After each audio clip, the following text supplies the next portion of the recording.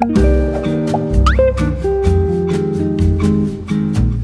guys, welcome back to my channel bareng gue Juli Ekspor. Di video kali ini gue pengen ngebahas satu kategori yang ditunggu-tunggu banget oleh kalian, itu adalah Tanya Ekspor. Ini adalah salah satu segmen yang terfavorit selain ABCD atau apapun bisa cuan kode ekspor itu ngebahas soal produk. Kalau ini kita ngejawabin tentang pertanyaan dan rasa penasaran kalian di dalam dunia ekspor.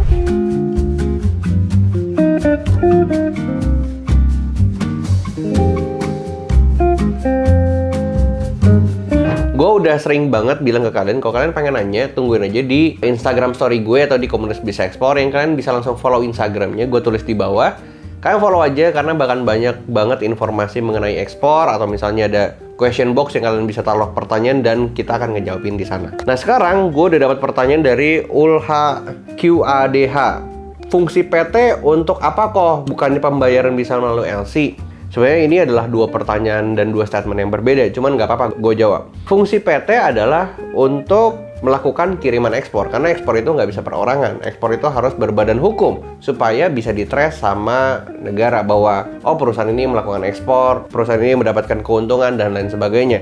Dan fungsi kedua sebenarnya yang penting adalah supaya kalian itu dipercaya oleh pembeli di luar negeri. Kalau misalnya kalian perorangan, misalnya ya dia kirim uang ke kalian terus amit-amit kalian uangnya kepake, terus kalian lepas dari tanggung jawab, ya bingung kan si pembelinya bayar, kayak gue harus ngejar kemana. Makanya fungsi PT itu kan untuk men-secure atau mengamankan transaksi tersebut, jadi kayak pembelinya lebih yakin. Tapi terus ditanya bukannya pembayaran bisa melalui LC, ya bisa-bisa aja. Bukan artinya LC itu ke perorangan, tetap aja si pembeli itu pengen LC-nya ke perusahaan. Itu yang paling umum. Jadi PT-nya harus tetap ada. Kalau pembayaran LC-nya pun harus juga bisa, tapi ditujukan ke rekening PT. Itu yang sebenarnya paling ideal untuk dilakukan. Kalau misalnya teman-teman nggak punya PT, ya sebenarnya ketika nanti kalian masuk ke dalam komunitas Bisa Ekspor, itu akan disiapkan ekosistem untuk bisa menjawab permasalahan-permasalahan seperti ini. Termasuk nggak punya PT, ada solusinya kok, ada banget solusinya. Jadi buat teman-teman yang nggak punya PT, nggak usah khawatir, kalian masuk aja di dalam komunitas dan ekosistem Bisa Ekspor, itu udah nggak jadi masalah lagi, tenang aja. Pertanyaan kedua dari LMH_Kim8, kok apakah sama cara perhitungan FOB jika di daerah kita dari pelabuhan lokal terus ke internasional? Oke, jadi gini, mungkin masuknya gini, FOB itu dihitungnya dari pelabuhan mana? Kalau misalnya ekspor, mau nggak mau kalian harus ngitung dari pelabuhan internasional. Contoh, kalian tinggal di Pontianak. Ketika kalian mengirim sebuah quotation atau invoice ke si pembeli di luar negeri, ini kan harus FOB.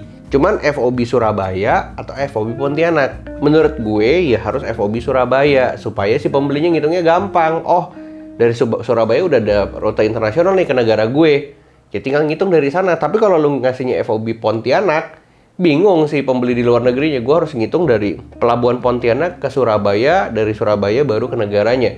Jadi hitungannya sebenarnya FOB Surabaya gitu ya, itu adalah FOB Pontianak ditambah harga pelayaran domestik ke Surabaya, nanti jadinya FOB Surabaya.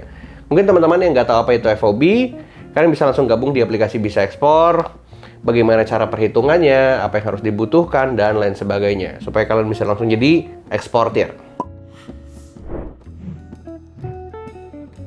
Pertanyaan ketiga dari Del_IDN01, aku pernah dengar cerita tentang dunia ekspor. Itu ada mafia yang bisa berulah dapat merugikan kita.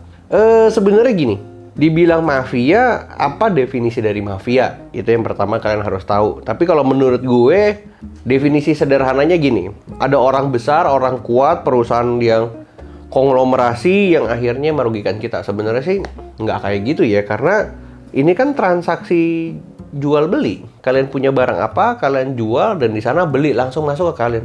Di mana dirugikannya? Kayak gitu. Nah, mungkin yang kalian harus perhatikan di sisi supply. Ketika kalian beli barang gitu ya, ketika kalian beli barang-barang non manufaktur, misalnya perkebunan, hasil kebun apa misalnya, kalian belinya ke siapa dulu nih? Ke pengepul A, ke pengepul B, ke pengepul C, ke pengepul D. Karena setiap orang punya harga yang berbeda dengan hitungan yang berbeda. Kalau misalnya kalian belinya ke si A gitu ya, dengan harga misalnya Rp1.000 per kilo, kalian jual, terus udah gitu untungnya cuma 100 perak misalnya, kalian jual 1.100, beli 1.000. Ternyata kalian baru tahu pengepul B harganya 700 perak. Bukan artinya juga kalian dirugikan. Kalau misalnya kalian dirugikan mah kalian nggak usah bisnis.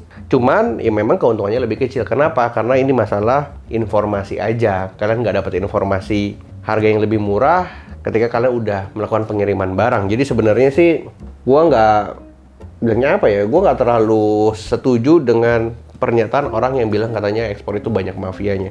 Enggak kok, sekarang gue aman-aman aja sampai saat ini. Pertanyaan keempat itu dari Wiki Edo, butuh perizinan apa sih biar ekspor? Sebenarnya perizinan ekspor itu gampang ya, maksudnya ketika kalian nggak punya PT, kalian harus pinjem PT yang punya NIK ekspor atau nomor induk kepabeanan ekspor yang saat ini sudah bisa digantikan oleh NIB. Jadi nomor induk berusaha udah bisa dipakai buat ekspor. Jadi izinnya itu doang. Yang kedua, mungkin ketika perusahaan-perusahaan yang kalian mau bikin nantinya itu KBLI atau misalnya bilangnya apa ya, industri yang kalian pilih yang memang industrinya harus yang berkaitan dengan perdagangan besar. Jadi bisa dipakai buat ekspor. Tapi sisanya sih kayaknya izinnya mah gitu-gitu aja kok. Jadi nggak harus berpikir ekspor itu izinnya repot. Nggak. Pertanyaan selanjutnya dari underscore ROZZ17 underscore. Kok aku ada supplier tapi kok susah cari buyer ya? Oke, sebenarnya cari buyer ini itu banyak banget caranya. Lu bisa cari di internet, sosial media, lu bisa cari platform yang berbayar, dan lain-lain.